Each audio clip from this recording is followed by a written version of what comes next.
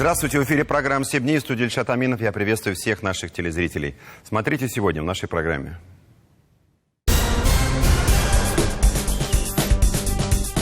Вирус более агрессивен, более агрессивное быстрое течение. Лежат пациенты 1994 года рождения, 98 года рождения.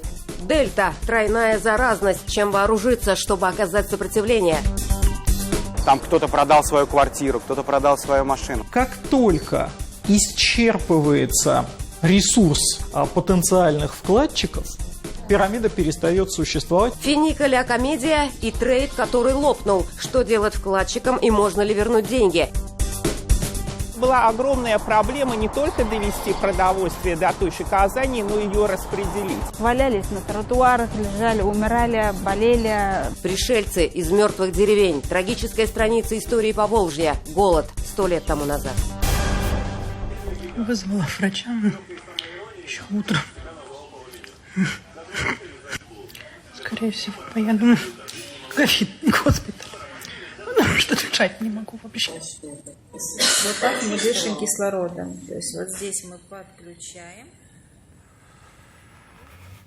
Очень тяжело смотреть эти видео, их становится все больше в различных социальных сетях. Причем, смею вас заверить, характер этих сюжетов кардинально изменился. Вы, наверное, и сами заметили, все больше молодых людей болеют тяжелой формой ковида. Они страдают, они задыхаются, как рыбы, выброшенные на лед, и выкладывают историю своей болезни на всеобщее обозрение. Это новая реальность, с которой мне до сих пор трудно смириться, когда авторы публично выворачивают себя наизнанку. Но, с другой стороны, есть в этом и положительный момент. Люди, наконец, начинают понимать, что индийский штамм ковида уже не признает никаких возрастных ограничений. Болеет очень тяжело, и, к сожалению, умирают и молодые, и старые. На этой неделе жертвой эпидемии стал солист хора турецкого Борис Горячев. Ему было всего 49 лет, у него остались жена и 2-летняя дочь. Вирус не щадит никого. Третья волна эпидемии ставит перед нами еще больше вопросов, чем обе предыдущие. Что мы наблюдаем сегодня? События очень напоминают то, что происходило ровно год назад. Переполненные госпитали, много тяжелых больных, отсутствие какого-то света в конце тоннеля. Отличие в том, что все это вначале не вызывало особого отклика у населения. Многие переболели и решили, что эта ситуация их больше не касается. В целом, участие общества отношений к эпидемии в одно время упростилось. Люди пытались жить обычной жизнью. У меня такое ощущение, сейчас мы живем в каком-то шизофреническом пространстве, где существует много реальностей. С одной стороны, бесконечно проводятся массовые мероприятия, футбольные чемпионаты, олимпиады, праздники, народные гуляния. С другой стороны, ужесточаются требования, в разных странах вводится обязательная вакцинация, QR-коды и так далее. Но есть еще одно отличие, которое явно показывает, что у нас не все как обычно. Этот новый индийский штамм самый тяжелый из доселе известных разновидностей коронавируса. Одно его присутствие меняет сейчас всю стратегию борьбы. Полгода мы твердили о необходимости вакцинации. Полгода эта идея не казалась людям ни своевременной, ни необходимой. Можно сказать, что вакцинация в стране как будто только сейчас и начинается. Люди потянулись в лаборатории за тестами. Началась гонка за антителами и медотводами. Заняты этим очень многие. И те, кто переболел, и те, кто привился, и те, у кого в жизни не было ни того, ни другого. Многих уже волнуют вопросы. Какой должен быть титр антител, чтобы прививаться или, наоборот, не прививаться? Какой титр вообще обеспечивает защиту? И все это неразрывно связано именно с новым штаммом. Как именно? Об этом Михаил Любимов.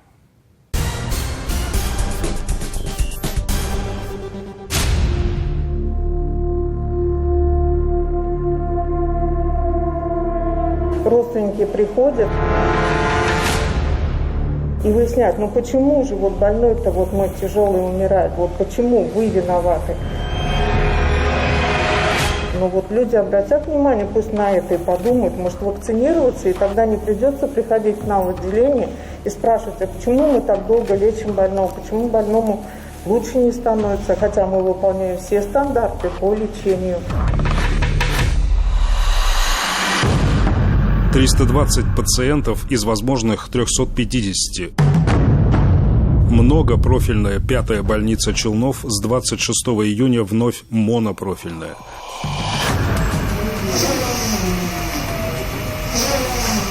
Закрыты плановое отделение и снова здесь госпиталь, который уже не раз закрывали и открывали снова. События лета 21-го – это неточная копия событий лета 20-го. Виною тому Дельта. Неточная, но очень удачная копия первоначального уханьского коронавируса. Да, это правда. Вирус более агрессивен, более агрессивное быстрое течение. С лечением иногда не успеваем даже больных пролечить. И молодые, и пожилые, большой процент идет. Очень быстро развивается за несколько дней от 0 до 100%.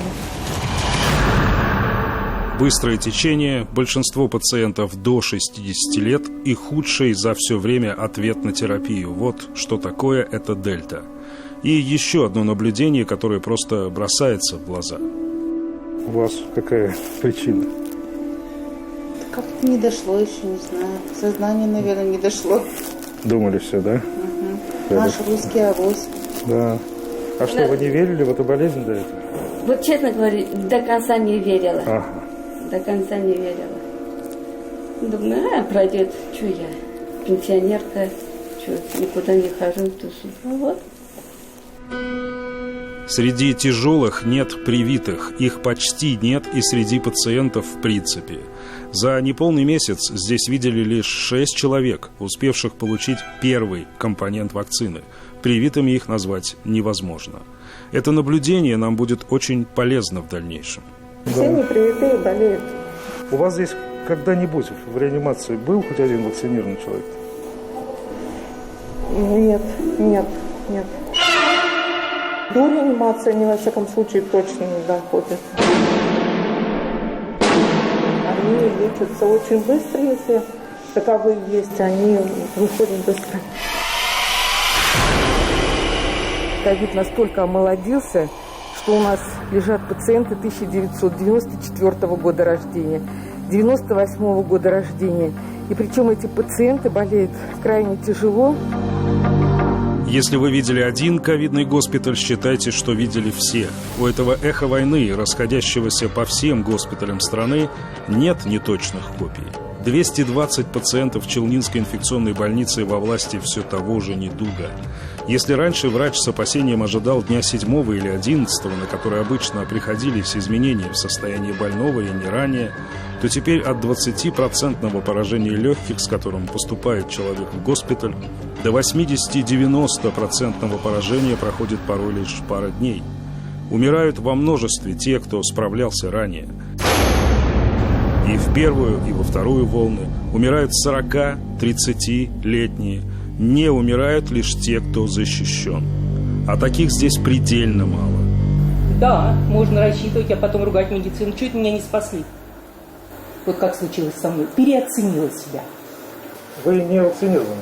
Нет, не был, не успел. Ну, я понимаю, что это слышите постоянно. Я, что называется, пользуясь случаем, на своем примере хочу сказать, что на это всегда нужно найти время. Не просто необходимо. Почему мы все время говорим об этом? Почему мы считаем, что именно это сейчас и необходимо нам знать? Давайте разберемся, что же такое это Дельта.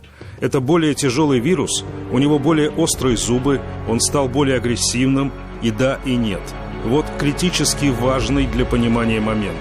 Дельта – это все тот же налетчик, все с тем же почерком, но это более хитрый и коварный налетчик.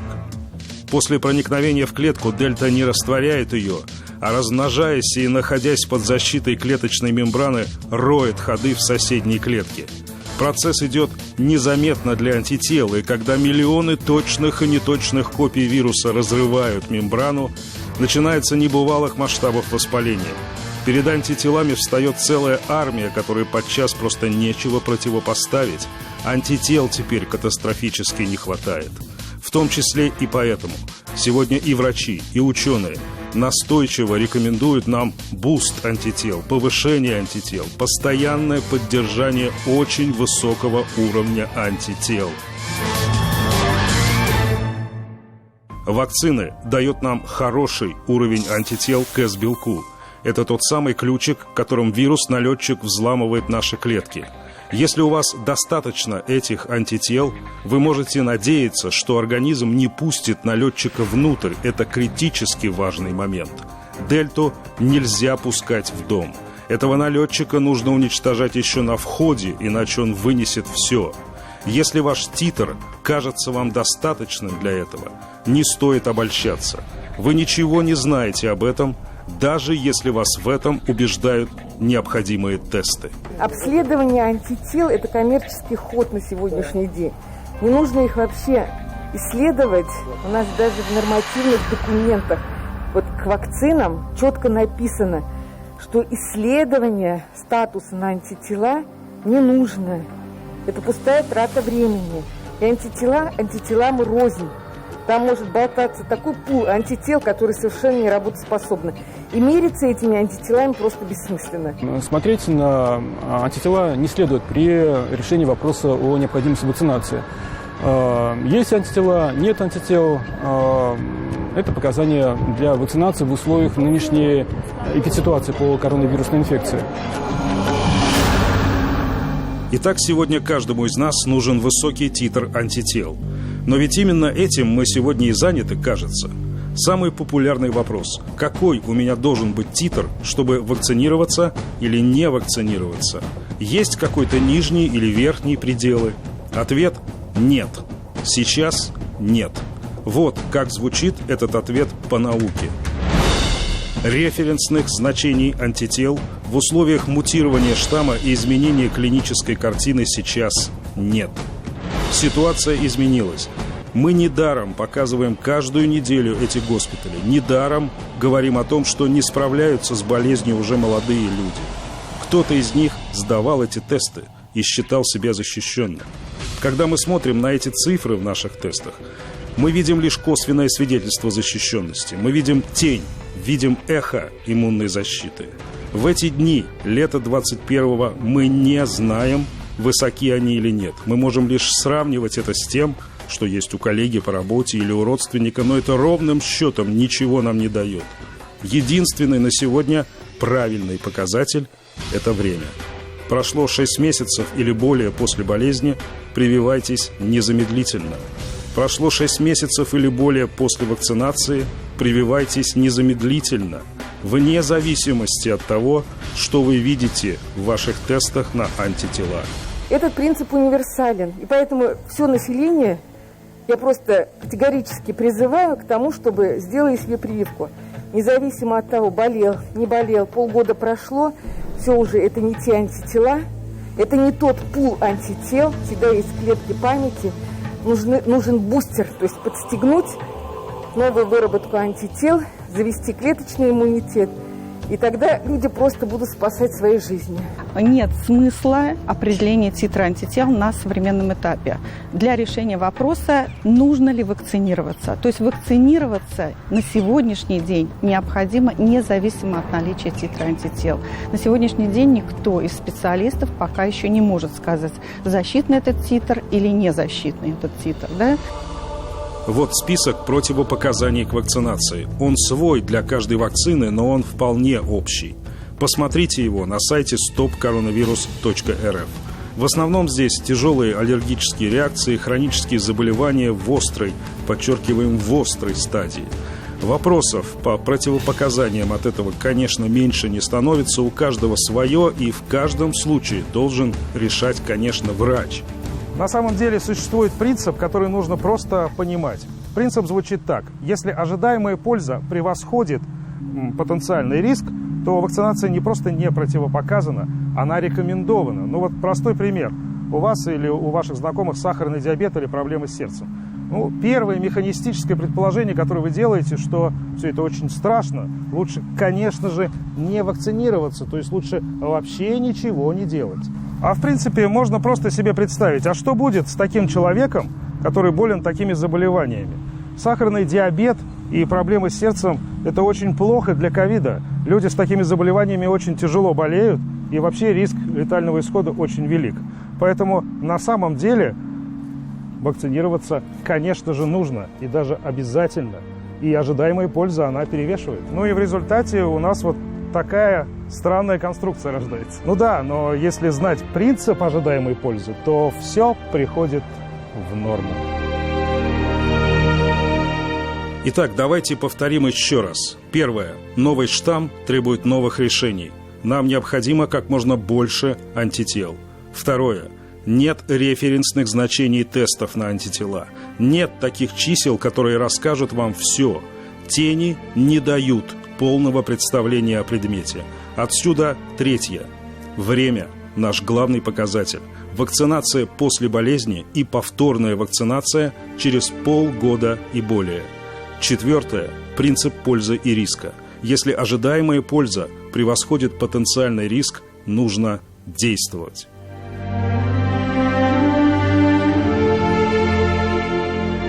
Давайте доверять науке, а не знакомым медсестрам наших знакомых, врачам, которые говорят нам, что нужно срочно делать, а не интернет-гуру, убеждающим нас в том, что ничего делать не нужно. Отгородившись массивной стеной, спиною к реальности, наблюдая лишь за тенью на сводах пещеры, нам никогда не увидеть настоящего театра военных действий. Есть тысячи менее успешных историй, чем наша, которые, увы, уже никогда не будут рассказаны. Михаил Любимов, Роман Безменов, Андрей Ключников и Андрей Мохов. 7 дней. Вакцинации и маски, другого оружия в сражении с ковидом у нас нет. Я говорю об этом уже с начала пандемии и буду говорить, чтобы меня наконец услышали. По всей стране громкие уголовные дела о поддельных сертификатах вакцинации. Задерживают и изготовителей, и покупателей, задерживают медсестер, врачей и просто мошенников. Нести ответственность будут все стороны. Но кого мы этими подделками пытаемся обмануть? Работодателя, туркомпанию? Да ведь себя обманываем, оставаясь неравным в бою с коронавирусом без доспехов. Все то же самое и с масками. А у нас, заметьте, сейчас третья тяжелая волна. Агрессивность и токсичность новых штаммов ковида беспрецедентны. А из средств защиты, повторю, только вакцинация и маски. Ничего другого нет. Вроде всем должно быть все давно понятно. Да нет, находятся, простите, недоумки, которые принципиально не хотят надевать маски. Они, видите ли, так защищают свою личную свободу. Соцсети бурлят бесконечными потоками видео, как полицейские скручивают антимасочников и не поддающимися объяснению комментариями. Все негодуют, пишут: так нельзя, силовикам больше нечем заняться, маски не нужны и прочую ересь. Кого мы опять обманываем? Ну как они не понимают? Человек, который не заботится о своей безопасности и безопасности других, это такой же преступник, такой же практически террорист, который заходит в транспорт с оружием или ножом. Он также способен убить, искалечить, лишить работоспособности десятки людей, находящихся рядом с ним. Заразность индийского штамма ковида такова, что у людей, находящихся без средств защиты в одном помещении с больным, нет шансов спастись. К чести наших земляков, мы, как оказалось, в этом плане один из самых дисциплинированных регионов страны. Наши коллеги бывают в разных местах, и там ситуация совершенно другая. В одном из небольших городов соседнего Башкортостана, как сказала наша сотрудница, в магазинах сразу определяют татарстанцев по наличию маски на лице. Наша коллега Наталья Лукина отдыхала в Петербурге и опубликовала такой пост. «Еду в питерском троллейбусе, в маске я одна. Меня немедленно публично осудили и записали в рабы». Вокруг сплошные борцы за свободу личности. Это, заметим, в культурной столице. А что творится в курортных зонах? Там вообще никакой защиты. Напомним, в нашей республике за появление в общественных местах без масок предусмотрен штраф от 1 до 30 тысяч рублей. Полиция с большей активностью возобновляет в эти дни рейды. Иного варианта у нас просто нет.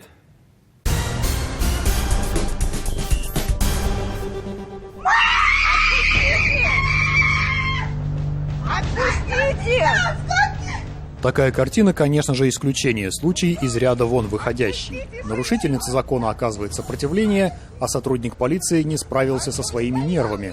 Это Москва, но похожая картина иногда наблюдается и в Татарстане. Вам не стыдно! Тоже меня мужчина. Этот случай был зафиксирован в Набережных Челнах. И снова сопротивление сотрудникам правоохранительных органов, правых и виноватых, видимо, будут определять соответствующие службы.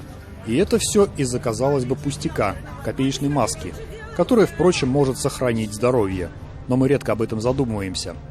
Вот один из торговых центров Казани. На входе охрана всем рекомендует надеть маску.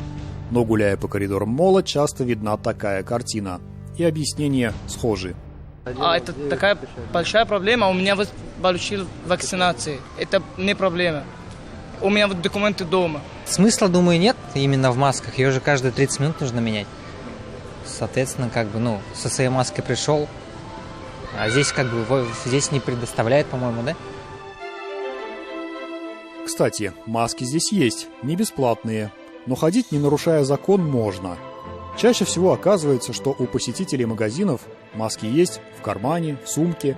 В таких случаях обычно хватает предупреждения. Но вот когда ее нет совсем, то это уже не только, возможно, потерянное здоровье, но время и деньги. Вот последнее почему-то волнует людей больше, чем собственное здоровье. Стоимость маски от 5 рублей. Штраф, напомним, от 1 до 30 тысяч рублей. Чем чаще оказывается человек в такой ситуации, тем выше штраф. В отличие от торговли и сферы услуг, здесь постоянным клиентам скидок не делают, а наоборот. Ходили без маски. Вернулась тем, что составили протокол. Такие требования и для общественного транспорта, включая такси. Водителю позволительно ехать без маски, но только в пустой машине, без пассажиров. Когда в салоне больше одного человека, защита обязательна. Не так часто останавливают. Раз в месяц бывает, 2 раза в месяц и все. Не нарушаю, не останавливают. Если пассажиру без маски принципиально, говорят, не будем. Нет. Я их сразу предупреждаю, чтобы в масках были все. И сам в маске я хожу. Наметанный глаз инспектора выявляет нарушителей с потока. Пассажир есть, маски нет. Справку о вакцинации или ПЦР-тест ни пассажир, ни водитель друг другу, конечно же, не предъявляют. Значит, рискуют оба и не задумываются об этом. Первый раз. Пассажиры часто бывают без маски? Не, вот первый раз. С масками. А вот зачем привитому человеку в маске ходить? Вопрос такой. Вспоминается, что когда-то возмущались водители, когда повысили штраф за непристегнутый ремень безопасности. И именно штраф напугал и заставил пристегиваться, а не возможность получить травму или умереть в аварии. Вот реальные съемки людей в салоне автотранспорта. Здесь 2 пассажира, пристегнута только одна, и она осталась на месте, когда вторая ударилась головой, летая по салону. А здесь непристегнутый водитель большегруза вылетает в окно. А еще краш-тесты показывают, что защита должна быть комплексной. Если к ремню безопасности прибавить еще и подушки безопасности, выживаемость возрастает в разы. А если я была бы в маске, а вы нет, то есть один из 2, то процент защиты 40. Если 2 находятся в обычных масках, то процент передачи вируса не более 5. Поэтому механическая защита, она остается и является одной из самых важных. Медики утверждают, в зависимости от вида вируса, вероятность его передачи от больного здоровому зависит и от наличия защиты на лице. Если она только на здоровом, то такая вероятность 70%. Если на обоих, уже 1,5%. То есть защита должна быть коллективной и комплексной. В нашем случае это и внешняя, и внутренняя, то есть маска и вакцина.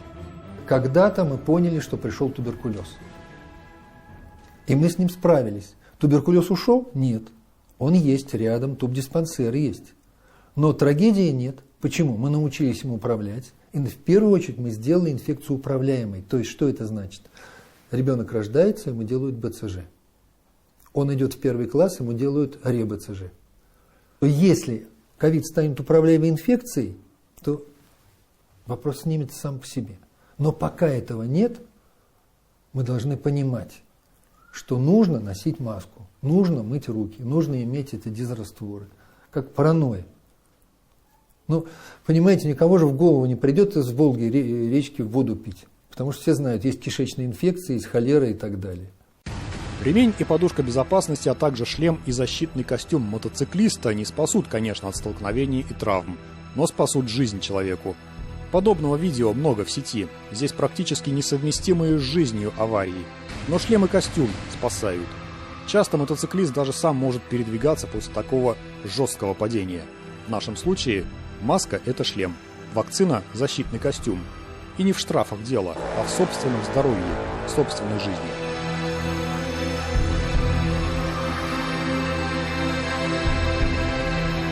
Я бы сделал так. Человек пришел без маски, акт составил, ничего с него брать не надо. Но нужно его данные тихонечко занести и в базу оставить. И вот если он попадет к нам, то все счета будет оплачивать его на один койко-день в реанимации от 90 до 150 тысяч рублей. Обходится государство. Зуфар Давлетшин, Роман Безменов. 7 дней.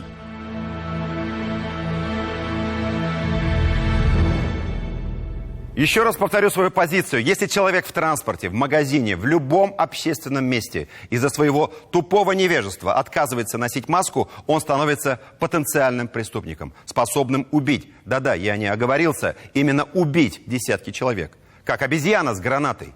И отношение к нему должно быть как к потенциальному убийце. На самом деле нужно не возмущаться действиями полиции, которые вытаскивают из транспорта очередного упрямого идиота, который отказывается надеть маску, а создавать атмосферу нетерпимости вокруг таких людей. Потому что им наплевать на вас и ваше здоровье.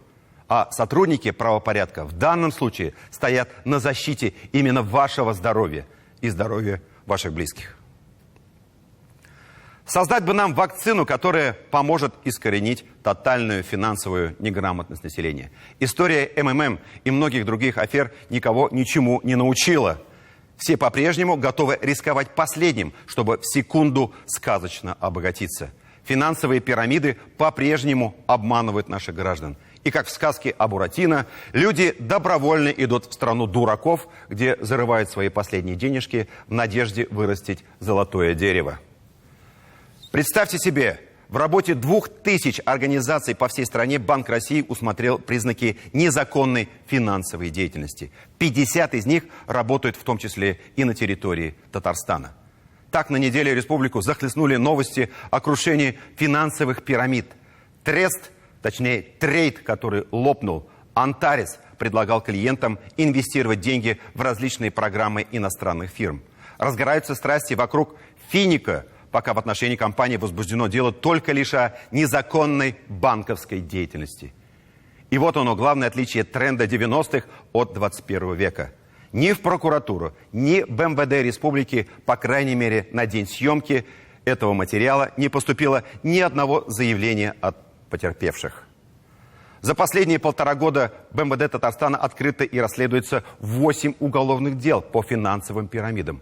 Это не такая большая цифра, может просто потому, что большинство так называемых инвесторов сознательно, я подчеркиваю, сознательно вступают в игру.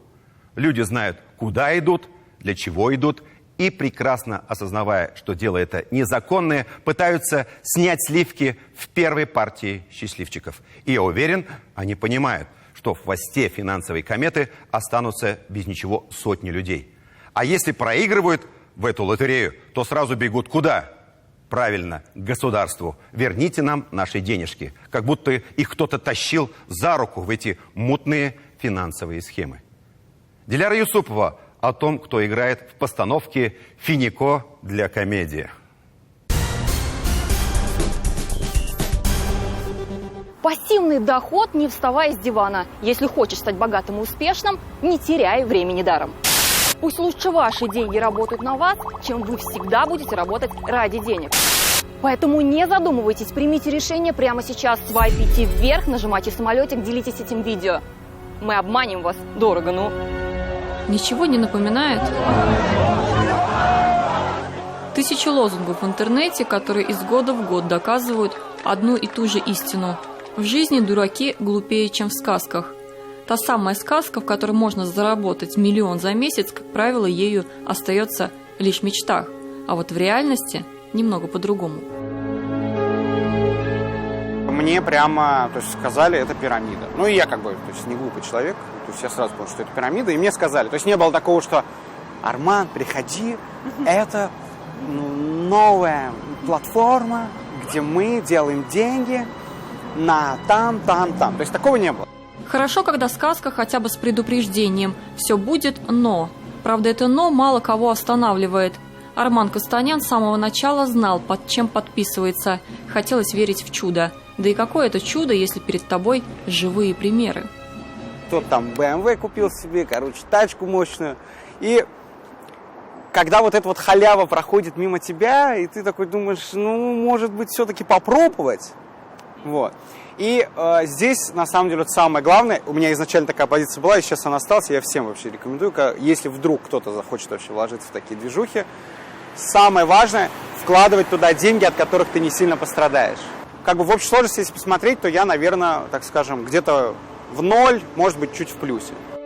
Он делал ставки в течение полугода, небольшие, но с надеждой выиграть по-крупному. Тот самый Antares Trade схлопнулся почти в тот самый момент, когда Арман ждал дивиденды в 500 000. Но не повезло.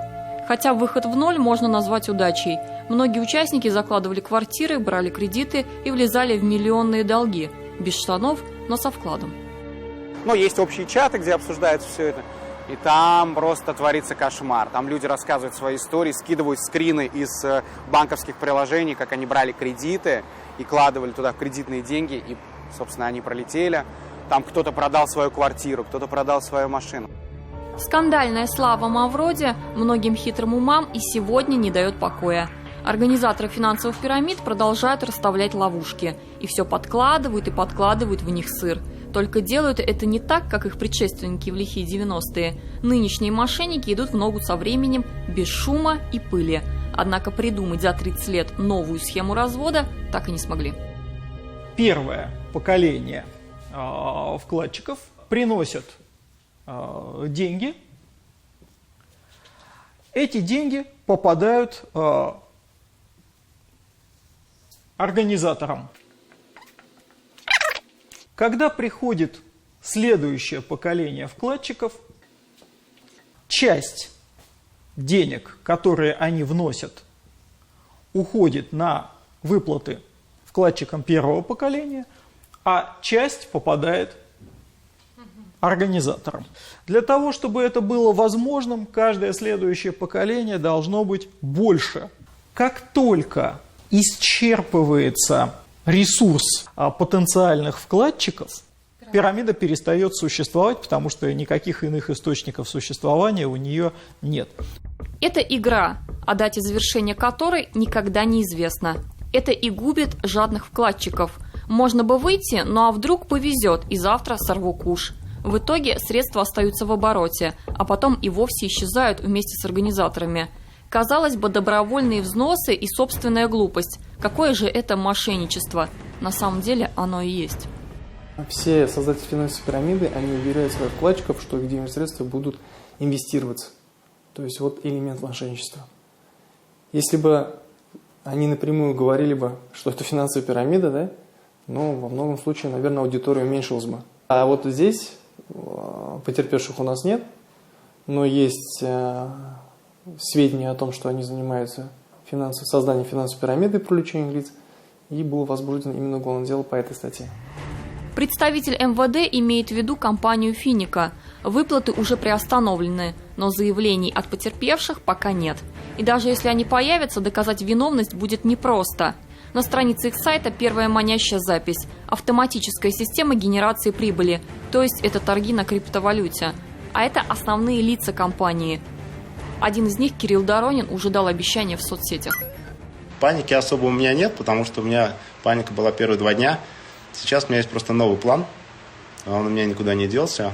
Для того, чтобы эти, как вы говорите, вернуть деньги, мне необходимо эти деньги вам каким-то образом передать. Для того, чтобы это передать, я должен знать статистику, то есть я должен иметь специалиста, которым всю жизнь был Зигмунд. Все эти процессы мы сейчас будем реализовывать. Других вариантов у меня нет. Зарегистрирован Финика при этом вот на этого второго человека, который числится как индивидуальный предприниматель. Что странно, так как ИП по закону не имеет права принимать деньги под проценты. А вообще компания называется не Финика, а Цифрон Capital. Зарегистрирована она в Эстонии и никак не связана ни с финансами, ни с инвестициями. Данные компании предлагают очень высокий доход. Во-вторых, у них организация имеет принцип работы сетевого маркетинга, отсутствие на сайте контактных данных. И, конечно, самое-самое первое, на что я делала и акцент доклада, это отсутствие лицензии Банка России. И самое интересное, в пользовательском соглашении нет никаких обещаний. Организаторы полностью сняли с себя ответственность. Квартиры и машины вы покупаете формально. На самом деле вы просто играете, внимание, в вымышленную игру. Эта игра, судя по всему, принесла организаторам неплохие дивиденды. Компания располагается в шикарном офисе в центре города. Внутрь нас не пустили. Кофейника нету здесь. Было раньше. Да. Где это? Не знаю. А он может быть сюда? А там закрыто все. Там нет никого. А вот небезызвестный Antares Trade ограничивался более скромным местом. А вот он, тот самый офис, который сейчас закрыт. Здесь сняли вывеску. Пусто. При этом многие рады обманываться и во второй, и в третий раз. Известная дама из Бавлов Мунавар Самадова, которая не так давно получила свой 5-й срок за мошенничество, умудрялась, выйдя из колонии, привлекать в новые махинации старых жертв. Действовало все по той же схеме. Сначала обещала проценты, потом квартиры. В итоге миллионные вклады для сотни людей обернулись пустышкой. Сейчас женщине 68 лет, и она в СИЗО ожидает апелляции. От интервью с нами она отказалась. Проблема в том, что мошенник стал умнее, а жертва помолодела. Ориентируется на молодых, современных и падких на халяву. Теперь они прячутся, но уши все равно торчат. Реклама-то нужна, поэтому в ход идут соцсети, сарафанное радио, чтобы никаких следов. Этот след очень сложно найти, когда игра окончена. Вернуть деньги почти невозможно, но шанс есть. Все зависит все-таки от того, кто взялся за дело, потому что если использовать общероссийскую практику, да, и просто писать заявление в следственные органы, это одна перспектива дела. Но в случае, если адвокат самостоятельно проводит оперативную деятельность, привлекая специалистов, да, выясняя, сколько было потерпевших, опрашивая всех потерпевших, выясняя, какие счета были использованы, да, он может прийти к тому, что реально денежные средства можно будет взыскать, потому что он может и обратиться в Интерпол самостоятельно, и в международные организации о содействии в раскрытии преступления, да. Не у многих хватит на это времени, сил и терпения. К слову, охота на пирамидчиков ведется постоянно. Около 200 финансовых пирамид закрывают в год по всей стране. Говорить о тенденциях к увеличению количества пирамид или уменьшению нельзя. Они просто есть и будут. Может быть, стоит просто понять, что золотые горы и бриллиантовый дым – то, что никак не схватить, и то, зачем никогда не угнаться. Диляра Исупова, Андрей Ключников, Роман Безменов. 7 дней. Мы продолжим нашу программу через пару минут. Смотрите далее.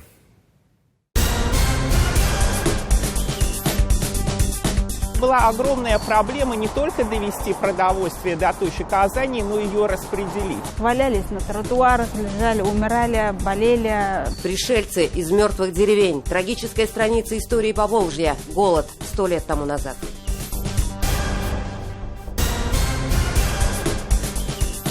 Президент Рустам Минниханов осмотрел строящиеся и реконструируемые объекты в центре Казани. Собор Казанской иконы Божьей Матери уже готов к освящению. Торжества назначены на 21 июля.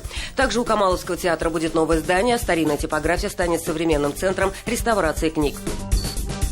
Чрезвычайным и полномочным послом Великого герцогства Люксембург в России Жоржем Фабером встретился в понедельник Рустам Минниханов. Обсуждали развитие сотрудничества и укрепление уже достигнутых соглашений. Президент поблагодарил посольство Люксембурга за возможность реализации многих совместных проектов. Под Казанью заработал летний кампус президентской академии. Это площадка для личностного и профессионального развития талантливой молодежи. В этом году для участия отобрали 180 ребят. Они представляют 16 стран мира и различные регионы России. В открытии принял участие Алексей Песошин, ректор Российской академии народного хозяйства Владимир Мау. В Казанском Кремле торжественно отметили 30-летие аппарата президента республики. Как отметил Рустам Минниханов, решение об учреждении в Татарстане поста президента сыграло особую роль. Институт президентства и сформированный его аппарат открыли новую страницу в государственном устройстве республики. Рустам Минниханов встретился с руководством компании «Картли». Она специализируется на торговле полимерами. В структуру входит 11 компаний в разных странах мира. Ежегодно отгружает свыше 400 тысяч тонн продукции. На встрече были рассмотрены вопросы сотрудничества в полимерной отрасли, в том числе в области внедрения цифровых решений. С чрезвычайным и полномочным послом России в Сенегале Дмитрием Кураковым встретился Рустам Минниханов, обсудили вопросы развития деловых контактов в рамках российско-сенегальских отношений. Татарстан заинтересован в сотрудничестве с Сенегалом. В числе перспективных направлений машиностроение, нефтехимия, сельское хозяйство, инновационные отрасли. Рустам Минниханов посетил ряд строящихся объектов Казани. Один из них – бывший ресторан «Парус» на набережной Казанки. Здесь планируют разместить молодежный образовательный центр. Следующий пункт – комплекс бывшей обувной фабрики «Спартак». Его рассматривают как площадку для будущего современного пространства в формате Open Space. Президент также осмотрел 2 медицинских объекта. Рустам Минниханов 14 июля ознакомился с благоустройством дворов в Кировском районе Казани. Все по республиканской программе «Наш двор». В этом году в республике отремонтируют 1074 двора, 223 из них в Казани. Общий бюджет программы «Наш двор» на этот год – 8 миллиардов рублей. В Татарстан с рабочим визитом приехала глава Росприроднадзора Светлана Родионова. С президентом она осмотрела иловые поля в поселке Атары. Там ведется подготовка к рекультивации. Данную работу планируют организовать по федеральному проекту «Оздоровление Волги» национального проекта «Экология». Также президент и глава Росприроднадзора посетили новый цех термомеханической обработки иловых осадков. В Татарстан прибыла делегация Владимирской области во главе с губернатором Владимиром Сипягиным. В Казанском Кремле Рустам Минниханов вручил главе Владимирской области медаль в честь столетия образования ТАССР. Перед началом встречи Рустам Минниханов и Владимир Сипягин подписали соглашение о торгово-экономическом, научно-техническом и социально-культурном сотрудничестве. Премьер Алексей Песожин провел заседание оргкомитета по подготовке Международного экономического форума «Казан-саммит». Он пройдет с 28 по 30 июля на Казань-Экспо. В рамках форума обсудят осознанное потребление, партнерские финансы, индустрию халяль. В 2020 году из-за пандемии саммит не состоялся. В этом году он пройдет онлайн и офлайн с соблюдением всех санитарных требований. В Казань съедутся представители 48 стран. 15 июля в Москве президент Рустам Минниханов встретился с заместителем премьер-министра России Маратом Хуснуллиным. Они обсудили ситуацию на строительном рынке, в том числе в сфере жилищного строительства. Также затронули вопросы реализации в республике национальных проектов. Отдельной темой беседы стало строительство трассы М-12. В Доме правительства на заседании инвестиционного совета Рустама Минниханова презентовали новые проекты. Так, один из них принадлежит автопрому КАМАЗ. Они собираются вложить 80 миллионов рублей в строительство парка-музея под открытым небом. Еще одна, но уже австрийская компания, начнет выращивать семена на полях республики. Сам завод разместят на территории особой экономической зоны Алабуга. Продавать будут в регионах Приволжского федерального округа. Рустам Минниханов встретился с участниками Международного молодежного образовательного форума «Салят». Он традиционно проходит в Белярске Алексеевского района. «Салят» вносит большой вклад в сохранение татарского языка и национальных традиций, подчеркнул президент. Эта миссия особо актуальна в год родных языков и народного единства. В этом году форум соберет около 15 тысяч участников. В субботу прошло традиционное совещание в Доме правительства. В ходе него президент потребовал не допускать перебоев с поставками в республику вакцины от коронавируса. Соответствующее поручение он дал Минздраву республики и руководству оперативного штаба. Также говорили о завершении реализации 3 программ капитального ремонта. Это программы ремонта зданий управления сельского хозяйства и продовольствия, учреждений управления ветеринарии и зданий исполнительных комитетов поселений.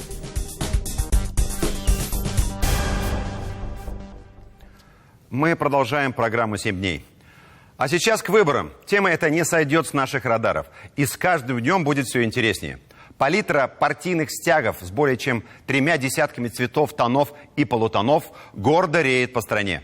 Мы продолжаем наблюдать за ходом подготовки к избирательной кампании в Татарстане. Сегодня знакомимся с региональными представителями непарламентских партий.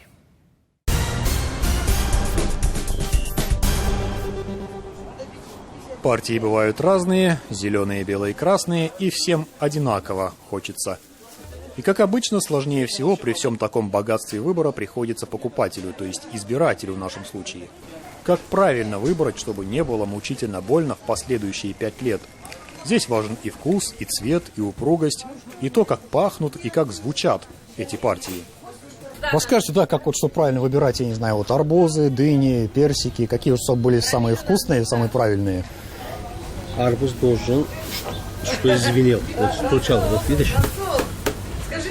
Если арбуз звенит, значит он не рыхлый, хрустящий. А дыня должен мягкий, чтобы была чуть-чуть. Когда он мягкий, значит спел. То есть арбуз должен быть жестче, да, а дыня помягче, интересно. А вот персики, например?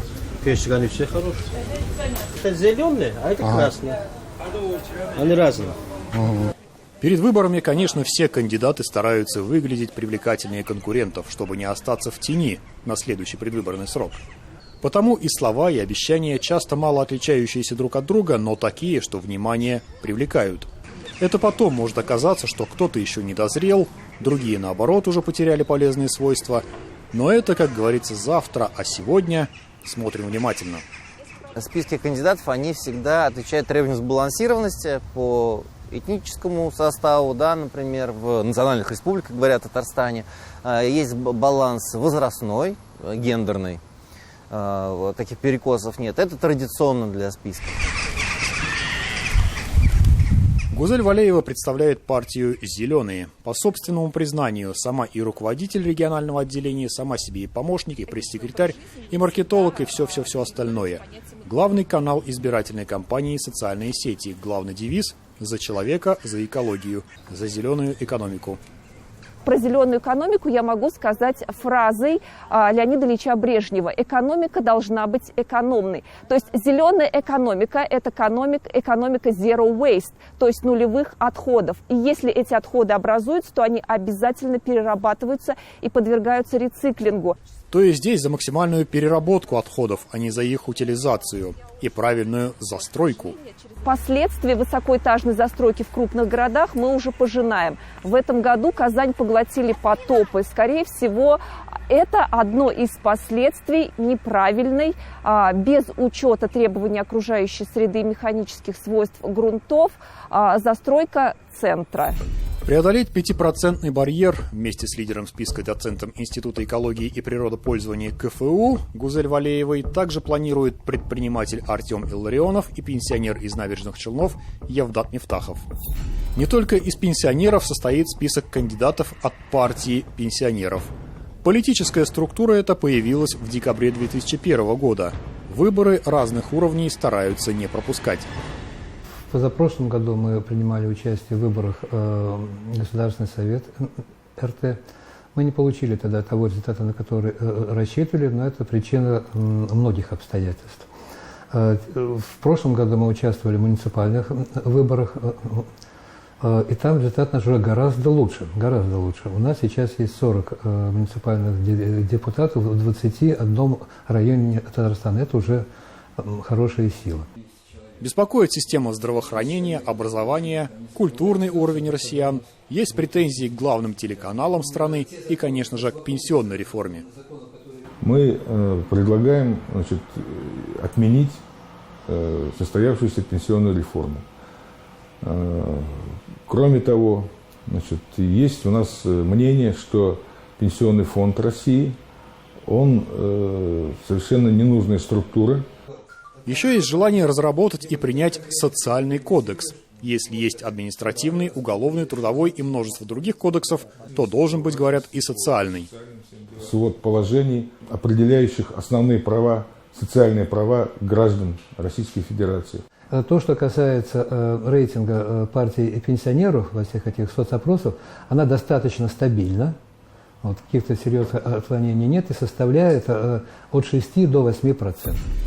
Близки к реальным ожидания от предстоящих выборов и у татарстанских представителей партии Роста, партии предпринимателей.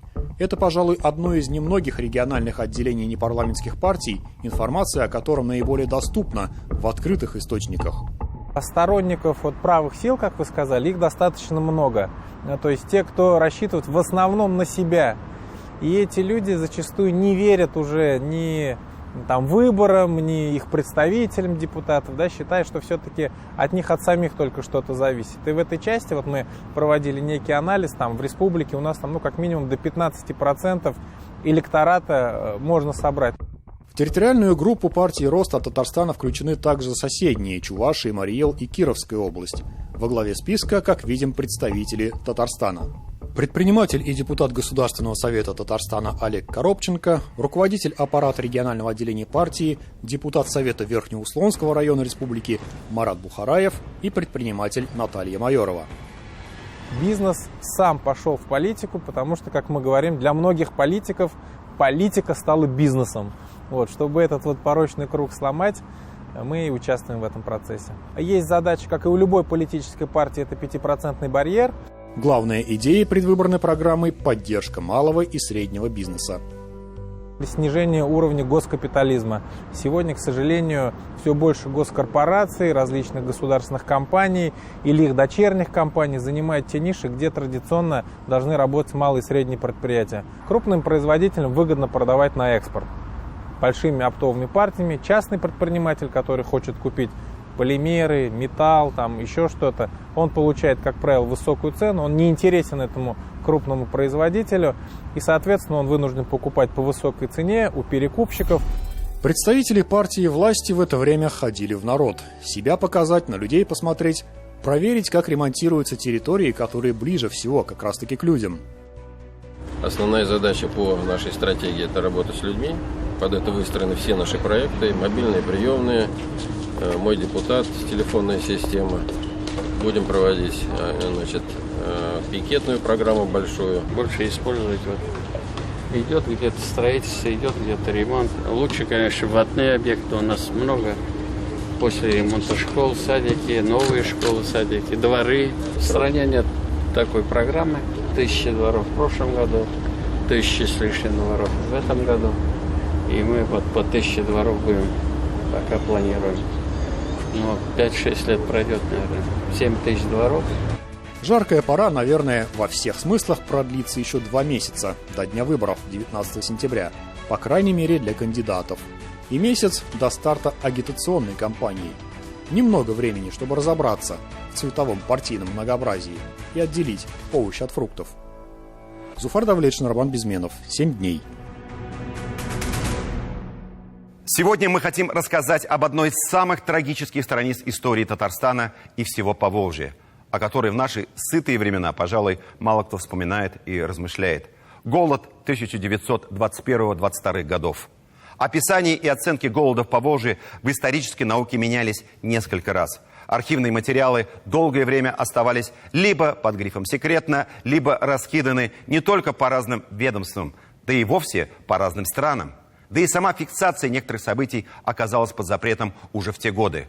Отказ от собственных детей, по сути, выбрасывание их на произвол судьбы, каннибализм и совершение самых диких обрядов на кладбищах. Чего только не было. Голод был таким, что люди сходили с ума. Он лишал человека всего человеческого. И этими голодными людьми, по выражению одного из писателей, очевидцев событий, который назвал их пришельцами из мертвых деревень, были заполнены города. Но и здесь есть было нечего. Исторические факты свидетельствуют, крайняя степень озверения в борьбе за выживание наступила тогда очень быстро. И кажутся эти времена настолько далекими, что вроде и не было ничего. Хотя это детство наших прадедушек и прабабушек.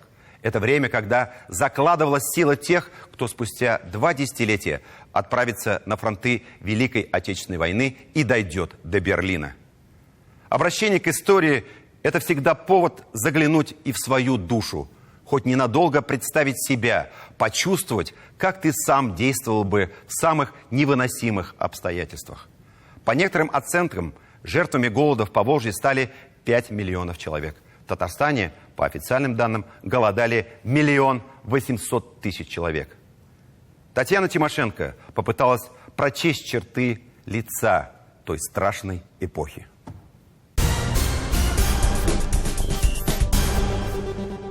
Именно здесь, в здании Казанской ратуши, а 100 лет назад Дома офицеров, начинается действие романа, вышедшего в этом году и, пожалуй, для современной литературы самого неожиданного по выбору описания времени. По версии автора, здесь располагался эвакопункт для голодающих детей. Это был бальный зал. Пространство было забито ребятней до такой степени, что напоминало зал ожидания на вокзале. Кому не хватило места, лежали прямо на полу, покрывая его плотным шевелящимся слоем грязновато-бледных конечностей и тощих лиц. И это были те, кому повезло попасть внутрь, ведь на входе в эвакопункты детей сортировали на мягеньких, тех, кого еще можно было спасти, и тверденьких. И это слова уже очевидцев событий.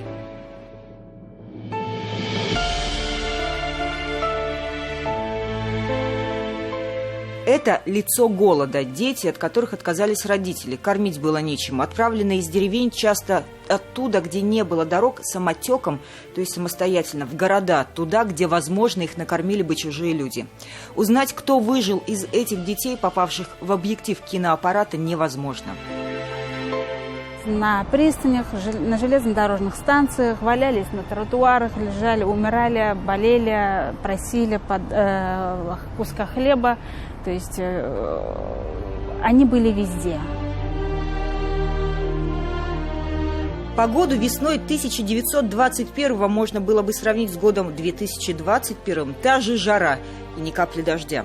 Недостаток лошадей и орудий труда, плюс завышенная продразверстка, когда изымалось даже посевное зерно, стали причинами неурожая. Голод во всем Поволжье. По иронии времени, в здании, где в 20-е годы принимали решение, каким путем идти, сейчас находится детский сад. Лозунг победы мировой революции. И для этой победы, соответственно, трудящихся Поволжья принесли в жертву во имя той самой мировой революции.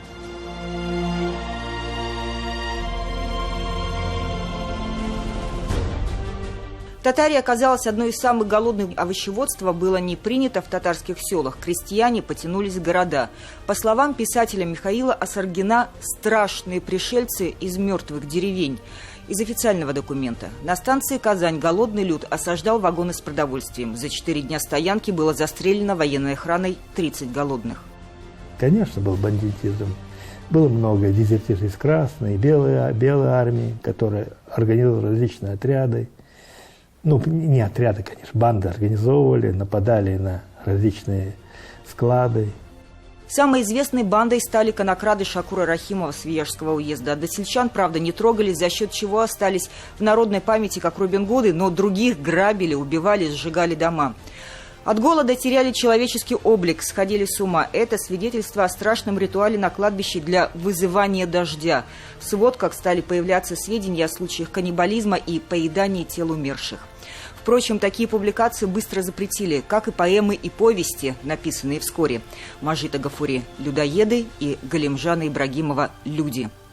Параграф 24. Распределение продуктов детям и больным производится независимо от их национальности, религии, социального положения и политических взглядов.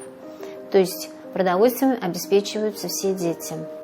В Госархиве документ, открывший возможность для гуманитарной помощи из-за границы. На призыв Максима Горького ко всем честным людям откликается Фритьёф Нансен и АРА, американская администрация помощи, которая уже в сентябре организовала работу столовых для детей в Татарии.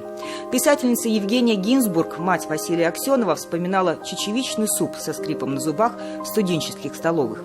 В этом тихом переулке, возможно, под влиянием письма Горького, было написано еще одно воззвание. Александр Арбузов, ученый с мировым именем, пишет своим коллегам за океан, совершая довольно рисковый поступок.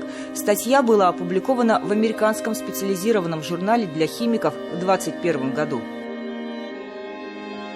В этом письме, конечно, когда мы его прочитали, чувствуется, конечно, боль. То есть человек, видимо, уже от безысходности составил это письмо и все-таки набрался смелости отчасти для того, чтобы обратиться с просьбой.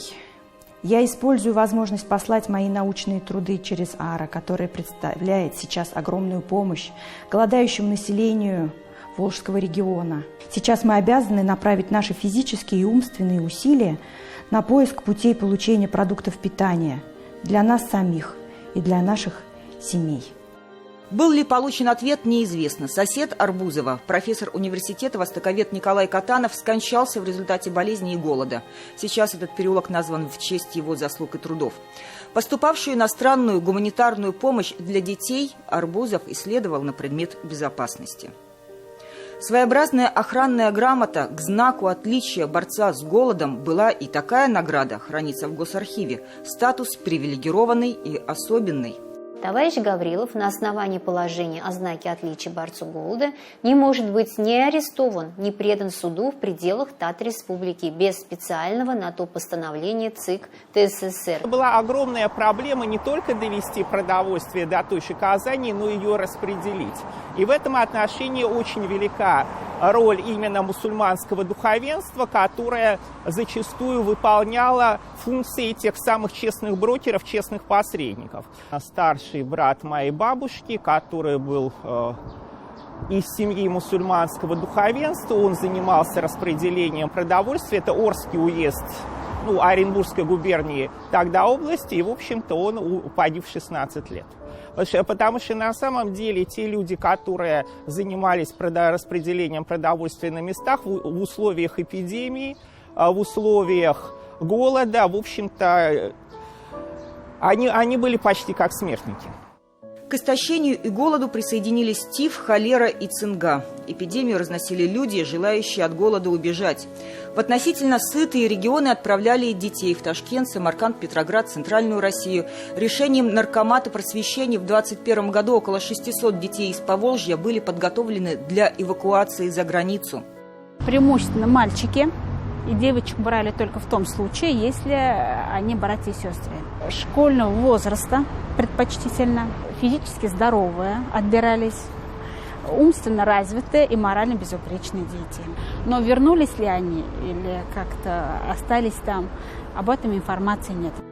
Беспризорников, оставшихся в Казани и в других городах, еще долго пытались пристроить по семьям, предлагая денежное содержание опекунам. Общие же демографические последствия до сих пор не подведены. Подсчитано, что убыль населения республики за голодные 21-22 годы составила около 600 тысяч человек. Республика в основном восстановилась к 25 году только. В 1922 году голодало 1 миллион 800 тысяч человек. В 1923 году голодало где-то 1 миллион человек, около 900, где-то разные данные, где 900 тысяч, где 1 миллион. В феврале 1924 года голодало где-то 500 000 человек. Больших жертв голода удалось избежать и во многом благодаря политике, проводимой правительством Кашафа Мухтарова. Он учился на врача и знал, как спасать людей. Это было время смелых и неординарных решений. По воспоминаниям, в 1921 году Сталин решил отправить эшелон с сахаром в Грузию для производства вин. А нарком земледелия ТССР Юнус Валидов перенаправил этот эшелон в Казань, тем самым спас тысячи жизней. Постепенно голод отступал. Впереди были новые свершения и новые потрясения. Татьяна Тимошенко, Андрей Мохов, Андрей Ключников. 7 дней.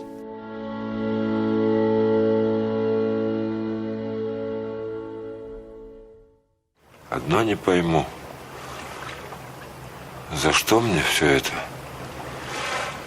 Почему именно через меня Господь наставляет? Вроде за мои грехи удавить меня мало, а меня тут чуть не святым сделали. А какой я святой? Мира нет в душе.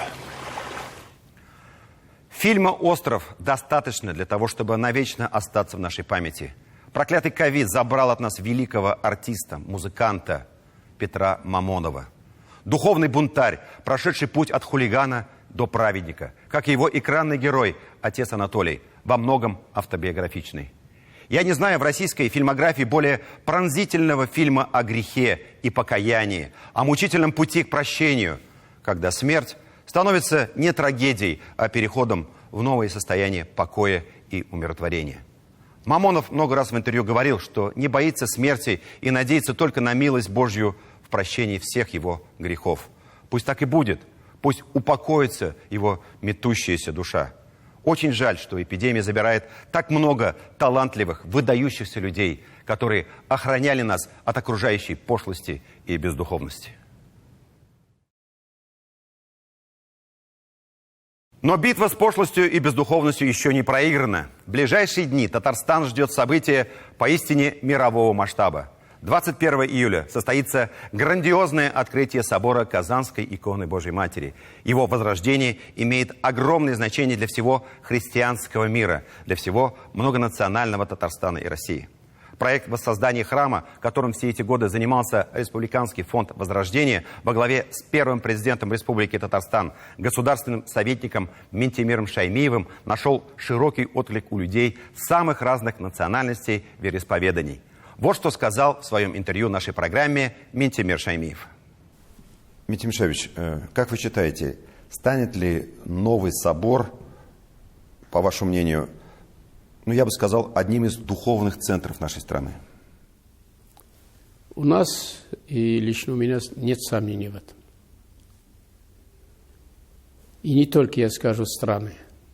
Возрожденный собор станет известен по всему миру. Наш разговор не зря начался с истории списка Казанской иконы Божьей Матери из Ватикана. Я не православный человек, а мусульманин и не религиозный деятель.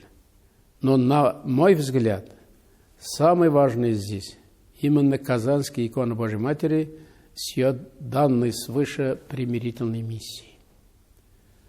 Образ Божьей Матери, воплощенный в Казанской иконе, выполняет свою великую миссию везде и всюду.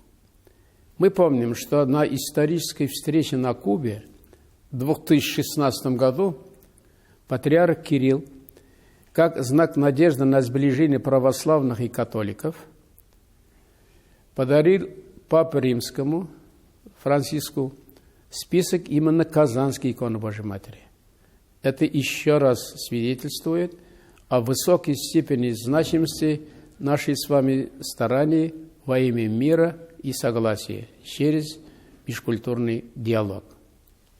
Достойно внимания и место явления иконы наша Казанская земля, где на протяжении веков собрались и живут в мире и согласии люди разных религий и национальностей. Ведь важно не только возвращение чудотворной иконы и воссоздание ее величественного храма, но и создание вокруг них стабильной атмосферы мира и созидания, как бесценное материальное и духовное наследие, которое мы должны передавать будущим поколениям. Полное интервью первого президента, государственного советника Республики Татарстан Ментимира Шаймиева смотрите сразу после 7 дней. В деревне Зюри Мамадышского района в полночь красочным салютом завершился праздник Петрау. Это любимый народный праздник крещенных татар. Как правило, завершает череду летних гуляний народов Поволжья. Мы с вами уже в этом году побывали на русском каравоне, показали вам и татарский сабантуй, и чувашский уяв. А теперь вот посмотрите на не менее удивительное, уникальное зрелище – Петрау. Его многие сравнивают с сабантуем, с которым у него действительно очень много схожих элементов. Но главное своеобразие праздника Кряшен – это то, что он начинается в вечернее время, а его кульминация приходится на закат солнца. Об уникальном культурном явлении, в котором в один клубок сплетены множество нитей народных традиций, языческих обрядов и христианских элементов, расскажет Эльзира Юзаева.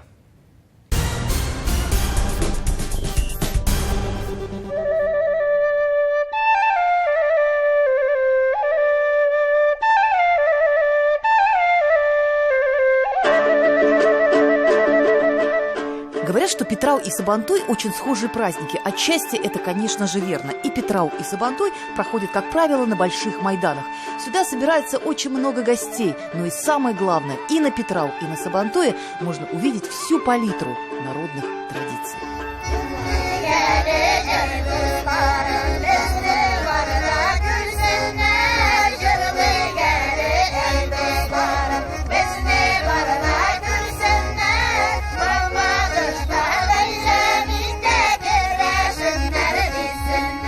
А о чем вы поете сегодня? О чем ваши песни? О дружбе. Вы что? Самое главное, чтобы наш народ был... Нас ведь очень много, поэтому мы всегда должны помогать друг другу. Мы должны жить в дружбе, в согласии. Мы язычество еще не потеряли. Имеется еще у нас кое-какие... Например, да, элементы. Например, мы варим кашу, просим дождя. Когда такой год, мы вот это уже наши, считай, обычаи сохранилось, да, внешние. Уха из речной рыбы. Самое вкусное, самое полезное, самое-самое для наших гостей.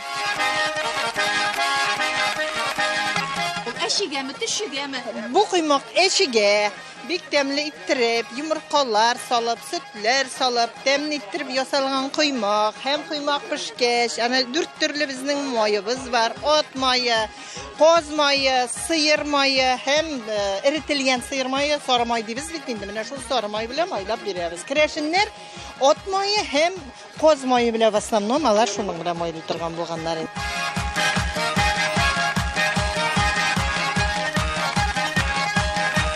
Mında jeynin bütün sinirmeti jıyılgan ulen yük eşeşekleri. Alar bit barısı da şunday selametlikке faydalı. Hem şunu alar her vakitte da mine işip şuna göre kreşin halkı bir kaşında avurtmayı alar her vakitte da şat.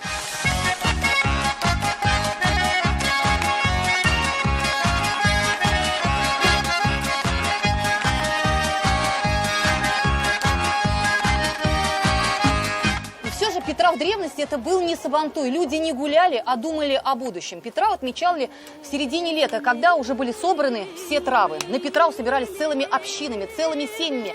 Люди приходили и сидели вот так вместе, где как раз и решали важные задачи. Кстати, и первые семьи как раз создавались на Петрау.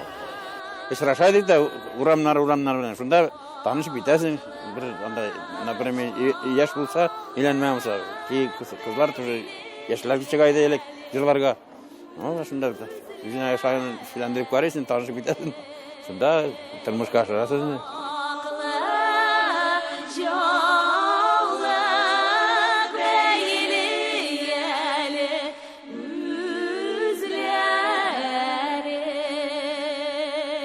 С утра пораньше встаем и обычно идем собирать цветы сначала. Все цветы собираем, и уже самые красивые идут у нас, отбираем как бы, и уже плетем венки. Как оберег, защищает молодых девушек от сглазов, от порчи, вот, и так далее. Ну и вообще-то красиво, да? И красиво.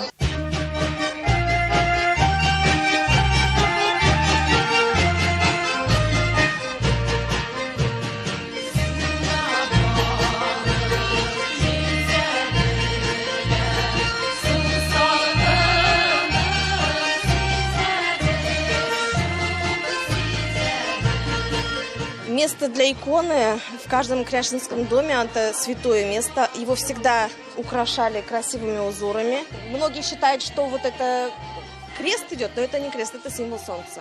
Это говорит о том, что народ солнечный? Это очень солнечный народ.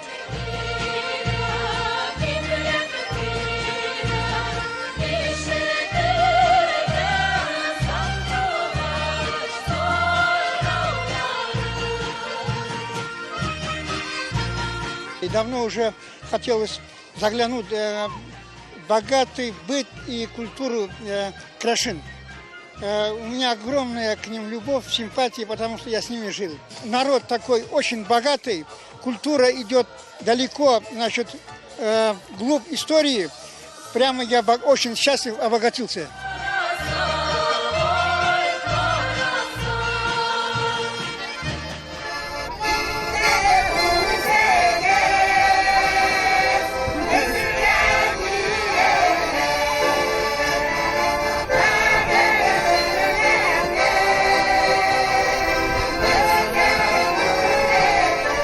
Bizning telebis totar bulgaç tübübüz totardır eymi. Mine hezerle gene işitken jır bit eymi, mağnali eymi.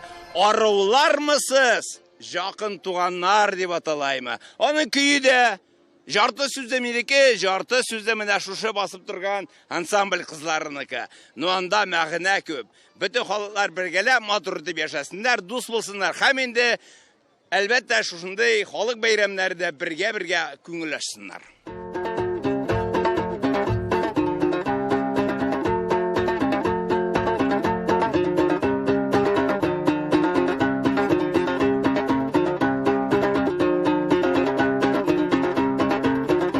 У каждой национальности свое лицо. Мы этими сильны, что у нас есть вот много национальностей разных. И без соблюдения вот этих традиций, без знания вот этой культуры мы никому не интересны. Мы интересны тем, что мы вот какие-то другие интересные. Над праздничным Майданом сгущаются сумерки, а он все никак не умолкает. Народ не убывает, а все прибывает и прибывает на Петрау. В этом и есть его главное отличие от Сабантуя. Гулять здесь будут до первых петухов. Эльвира Юзаева и Андрей Ключников. 7 дней.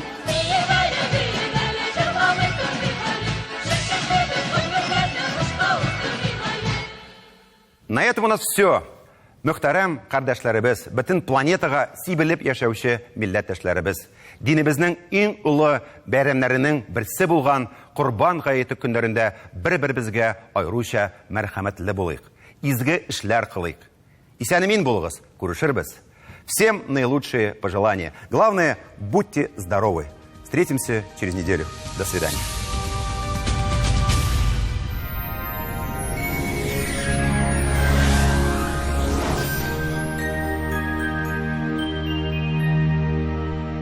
В студии София Егорова. Здравствуйте. В ближайшие 7 дней в республике ожидается послабление в жаре. Установится комфортная для самочувствия погода. По данным сервиса Яндекс.Погода, на северо-востоке Татарстана, в Набережных Челнах, Нижнекамске и Елабуге с понедельника и вплоть до пятницы будет солнечно и по-летнему тепло. Плюс 25-30 градусов днем. Однако ближе к выходным набегут дождевые облака, и воздух остудится до плюс 20-22 градусов. На юго-востоке Татарстана, в Бугульме, Баблах и Азнакаево в течение всей недели будет ясно и очень тепло. Плюс 25-30 градусов в первой половине недели. Плюс 20-23 градуса ближе к выходным. В центральном районе республики жителей ждет комфортная погода. В рабочие дни ясно и сухо. Плюс 24-29. На выходные солнце, возможно, спрячется за облаками и станет немного прохладнее. На юго-западе республики все так же солнечно и без осадков. В понедельник еще очень жарко. Плюс 32. Со вторника воздух начнет остывать. И к выходным достигнет отметки плюс 22-23 градуса. На северо-западе республики, а также в Казани вся неделя ожидается солнечной и комфортной. Днем до плюс 28. Только в воскресенье прогнозируется пасмурный день и дождь. На этом наш выпуск завершен. Более подробный прогноз погоды смотрите ежедневно на ТНВ. До свидания.